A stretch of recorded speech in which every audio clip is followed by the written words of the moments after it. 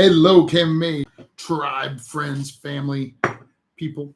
Hope this finds you well.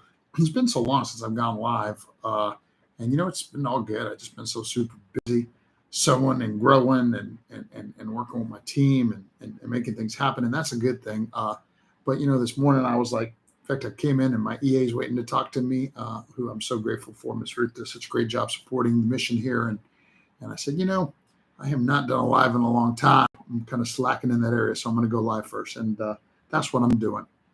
I'm going to tell you in advance, we're just going to have a cup of coffee together. In other words, I did not even do a super amount of thinking and planning about what I was going to talk to you about here today, because because I'm thinking about a bunch of things, and today's going to be a more casual conversation. As I told you, it's busy. But I want to give a casual conversation about a few of the things I've been thinking about probably over the last 3-4 days.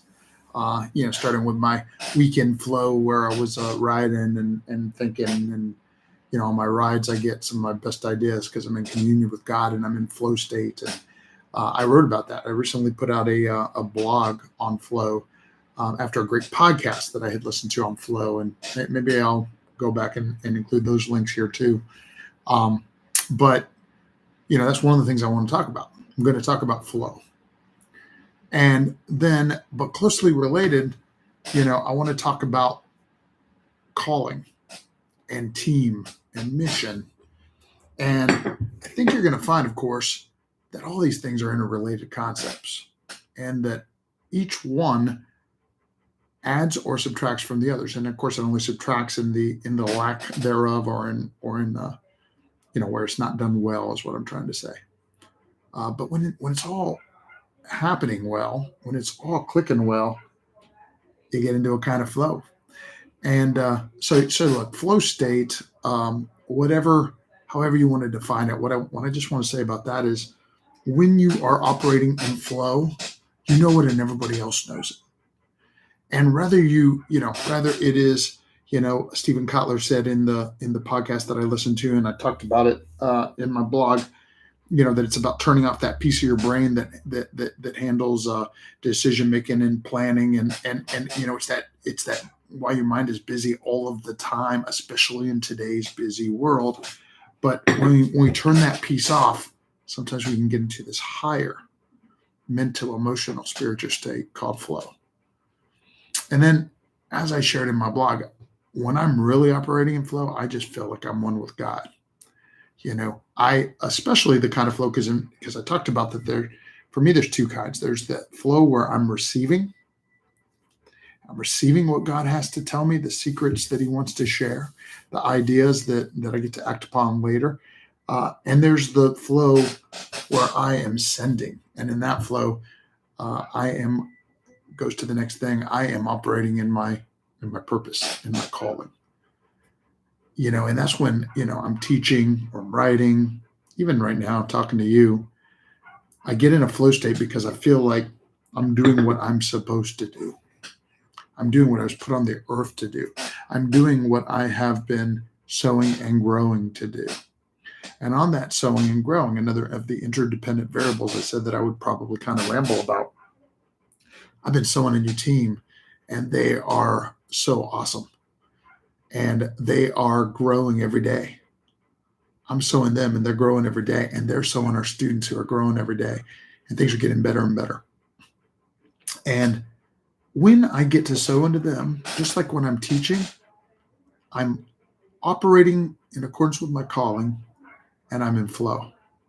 That magical place where, you're having fun, you're performing, you're delivering in a way that's meaningful, entertaining, meaningful. In other words, when I'm teaching a class, my students are receiving, right? And they are having fun, and they are learning new things, and they're feeling good about themselves, and they're becoming better. And when I'm delivering, I'm also feeling all those same things. I think that what I really wanted to share with you today is that you have something like that too. Everyone does, I believe. In my humble opinion, I believe that everybody has a calling, and that you know, I heard somebody say more than once, God doesn't call the equipped, he equips the called. So once you figure out what that thing is, for me, it's developing confident and competent black belt leaders. And, I did that just kind of personally for years and years. And now I have some of those confident, competent black belt leaders that help me sow and develop other confident and competent black belt leaders. I'm doing what I'm called to do, my purpose and calling on this earth. And because I live with an energy and excitement and an enthusiasm, a passion, and in the flow. And if you haven't already, if you have, you know what I'm talking about in whatever your calling is. But if you haven't, start there. Try to figure out, what was I called to do? And some of the things that can help, besides just praying about it, and is remembering what you naturally felt good about when you were younger, what you dreamed about when you were a child, what other people say about your gifts. Because again, while I said God equips the called, and that is absolutely true, at the same time, there are certain, what we call around here, superpowers. There's the foundational black belt superpowers first, but chapter 7 about my book on the subject is chapter 7 is about finding your unique calling, passion, and purpose. And I feel that when, God has given you gifts to support that calling, that passion, that purpose. And when we are operating in accordance with that, life is good. Hope you enjoyed our little coffee time together. Go out and make it a great day. Miss Ruth, she's coming in. Moving on. See you again soon.